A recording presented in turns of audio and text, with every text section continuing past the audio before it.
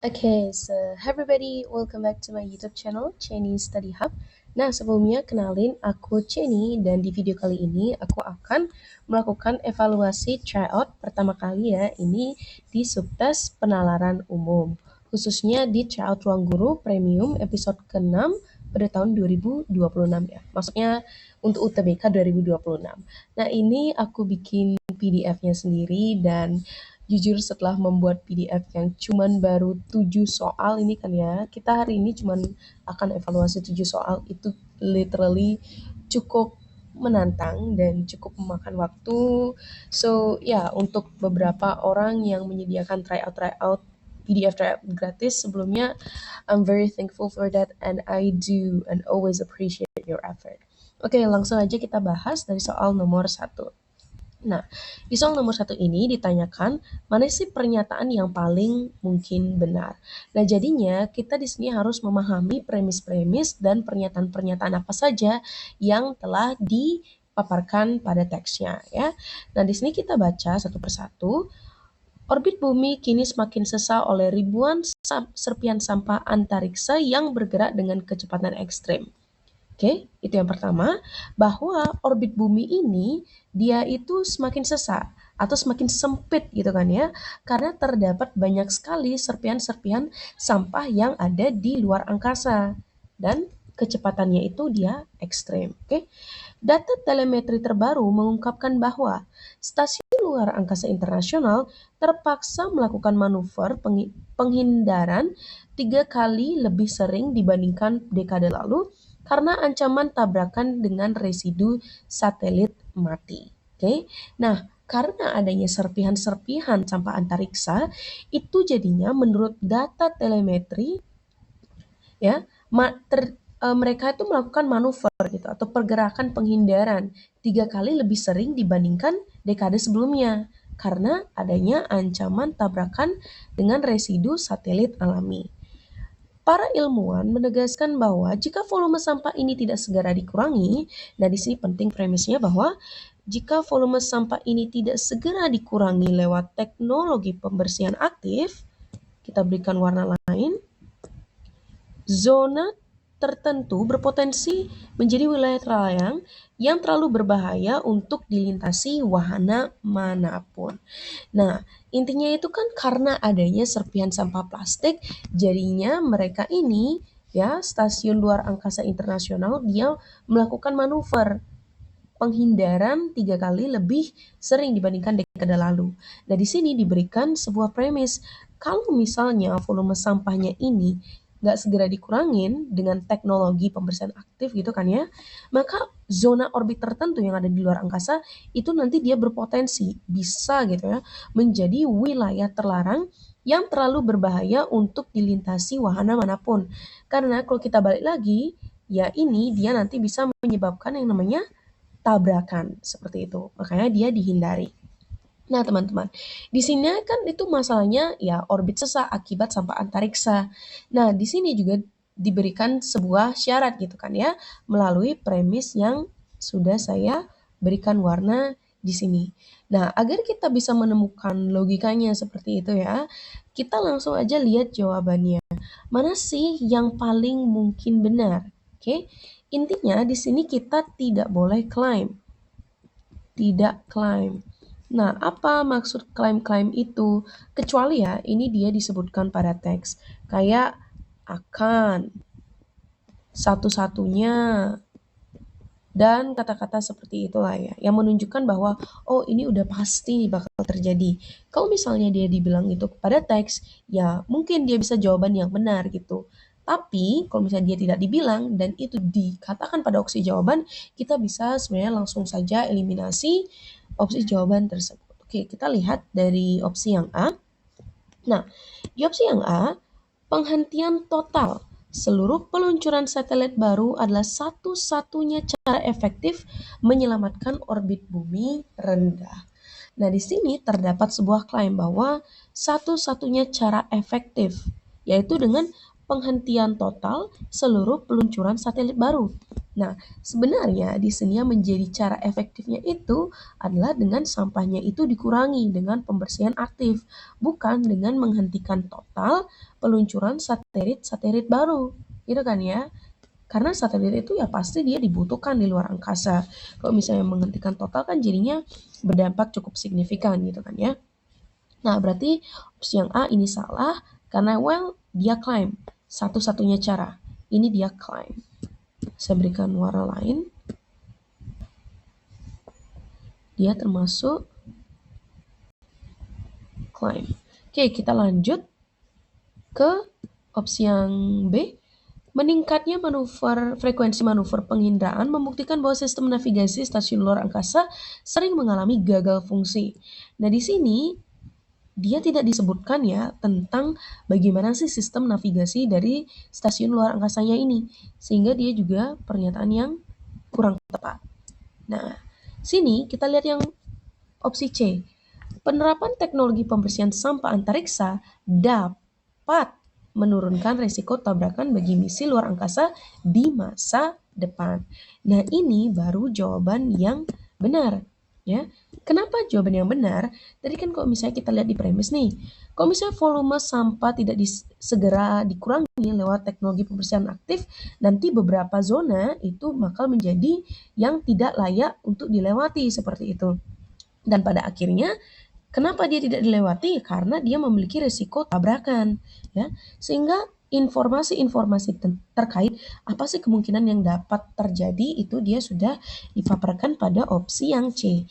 Nah, selain itu sebenarnya kita bisa lihat juga dari pemilihan diksinya. Sini kan ada kata dapat ya. Dapat itu artinya dia bisa terjadi, bisa juga enggak. Artinya dia di sini masih kemungkinan gitu kan. Nah, di sini kan pernyataan yang paling mungkin benar.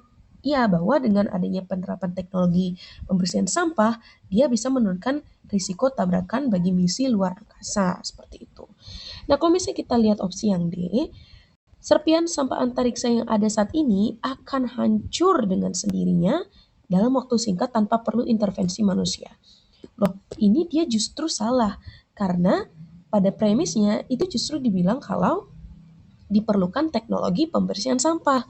Tapi di sini dia bilang akan hancur dengan sendirinya dalam waktu singkat tanpa perlu intervensi manusia. Sedangkan teknologi pembersihan sampah ya pada premis itu kan merupakan intervensi manusia gitu. Sehingga opsi yang ini juga salah. Oke, yang terakhir, Stasiun Luar Angkasa Internasional merupakan penyumbang terbesar sampah antariksa yang mencemari orbit bumi rendah. Nah, di sini dia juga tidak dijelaskan gitu kan ya bahwa dia ini penyumbang sampah antariksa yang mencemari orbit bumi rendah karena stasiun luar angkasa ini dia justru yang terkena dampak gitu kan ya. Stasiun luar angkasa terpaksa melakukan manuver penginderaan lebih dari 3 kali dibandingkan periode sebelumnya.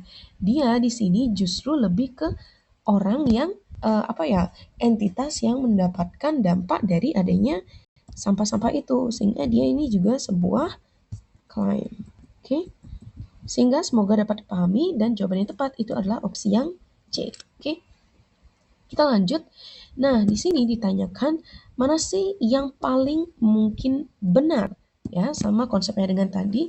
Jadi kita harus bisa menemukan jembatan logika seperti itu kan ya dari premis-premis dari pernyataan yang telah dipaparkan.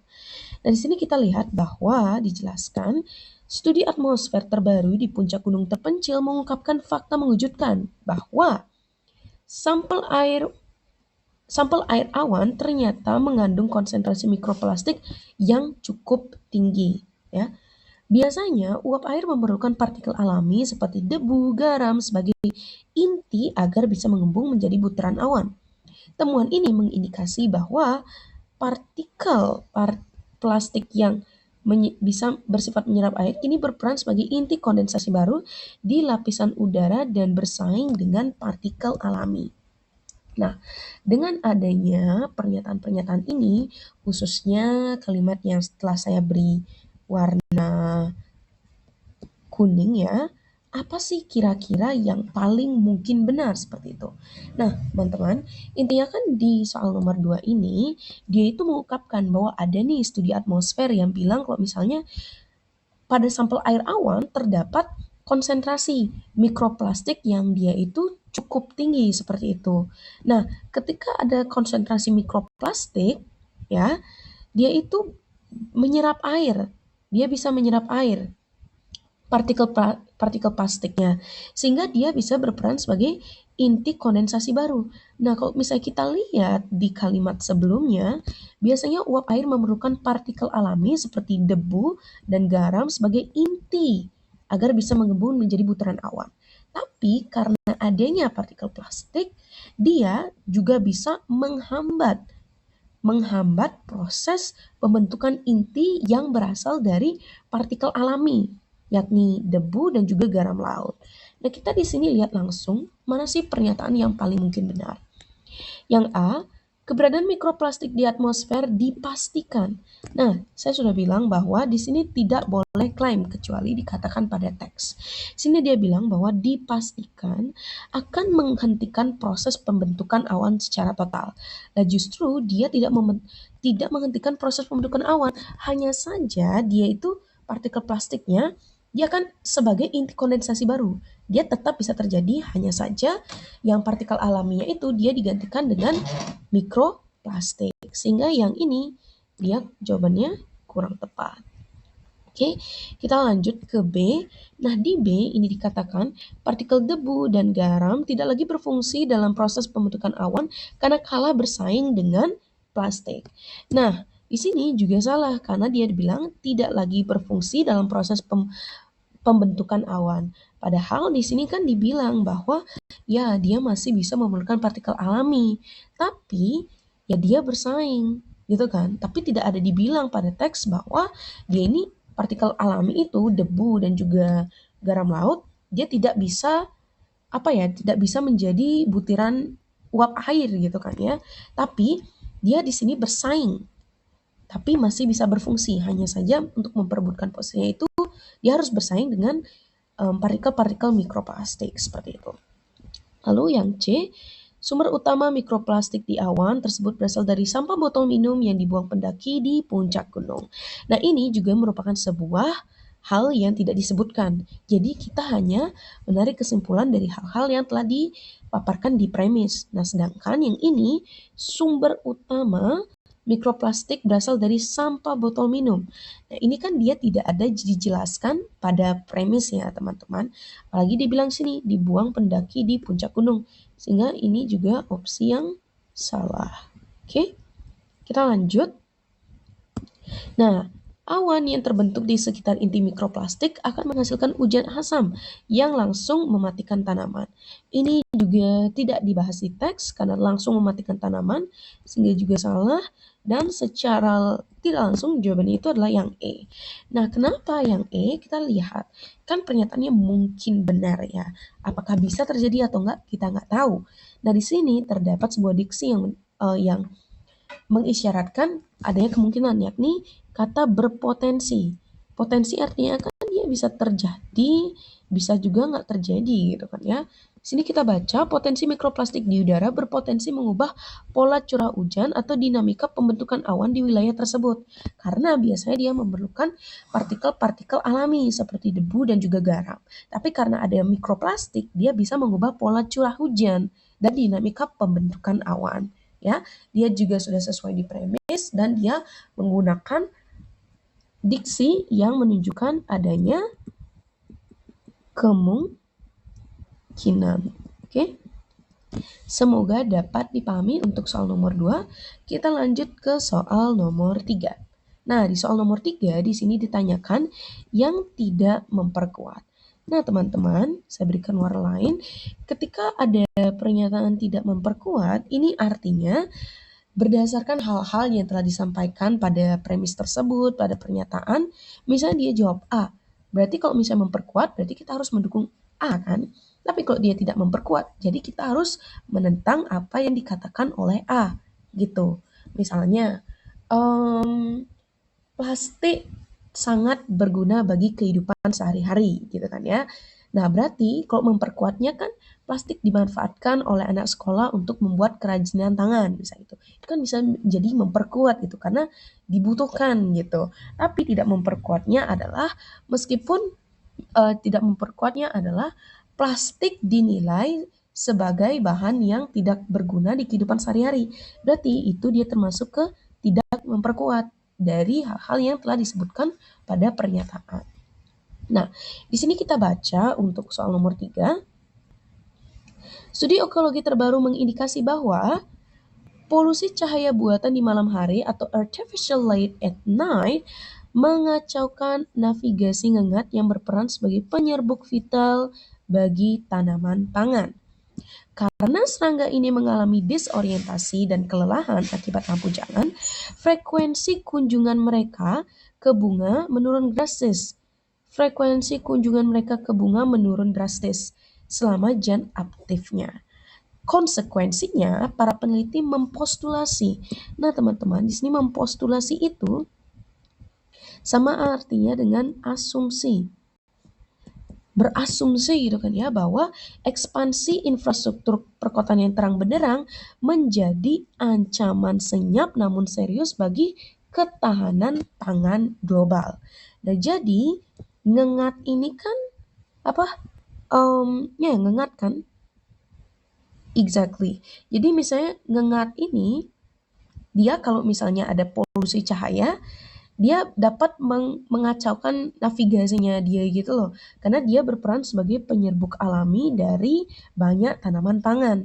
Nah, ketika hal itu terjadi gitu kan ya, mereka itu mengalami disorientasi atau kelelahan karena lampu-lampu jalan ini terang gitu ya. Karena kembali lagi ke pernyataan sebelumnya. Nah, apa yang terjadi gitu kan ya? Jadi kunjungan mereka ke bunga-bunga ini menurun drastis dan peneliti berasumsi bahwa ekspansi infrastruktur perkotaan yang terang benderang dia bisa menjadi ancaman bagi ketahanan pangan global.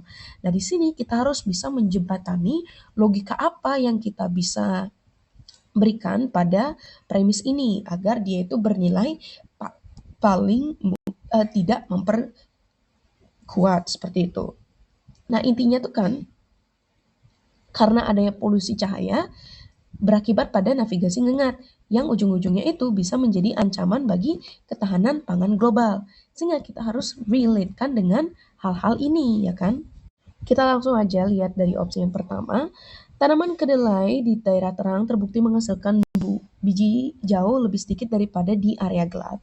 Nah, ini dia justru memperkuat ya segini disebutkan dengan P justru memperkuat karena di sini dia bilang bahwa di area terang bijinya itu jauh lebih sedikit gitu kan ya karena tidak adanya aktivitas ngengatnya ini jadi berkurang karena adanya lampu-lampu yang terang benderang. Jadi dia justru memperkuat pernyataan-pernyataan yang telah disebutkan. Lalu yang kedua, banyak tanaman komersial vital bergantung sepenuhnya pada serangga malam untuk proses penyerbukan. Nah, ini dia justru memperkuat bahwa banyak nih serangga malam yang membutuhkan proses bahwa banyak tanaman yang butuh serangga malam, gitu kan ya. Jadi dia memperkuat. Lalu yang ketiga, citra satelit menunjukkan polusi cahaya kini merambah ke luas zona pertanian produktif utama. Nah, apa jadinya kok misalnya ini justru dia memperkuat ya. Kenapa ini memperkuat? Karena ujung-ujungnya dia akan memberikan dampak bagi ketahanan pangan global.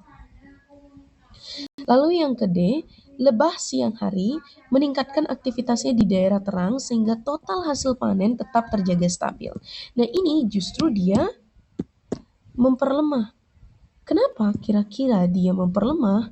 Karena kan tadinya dibilang bahwa infrastruktur kota yang terang benderang dia bisa menyebabkan ancaman bagi ketahanan pangan. Itu kan karena ada yang ngengat gitu kan ya. Ngengat bisa menyebabkan ancaman bagi ketahanan pangan global. Tapi di sini dibantah atau ditentang gitu kan ya. Secara tidak langsung bahwa sebenarnya dengan lebah di siang hari dia bisa total hasil panennya itu tetap terjaga stabil. Sehingga pernyataan yang terakhir di bagian ini dia tidak akan bernilai benar. karena masih ada buktinya lebah gitu. Oke, sehingga jawaban yang tepat itu adalah yang D. Oke, semoga dapat dipahami untuk video pembahasan penalaran umum tryout ruang guru episode ke-6 2026. Nah, ini merupakan part pertama. Saya akan lanjut di video part selanjutnya. So, see you on the next study session with me, Jenny and Jenny Study Hub. Bye-bye.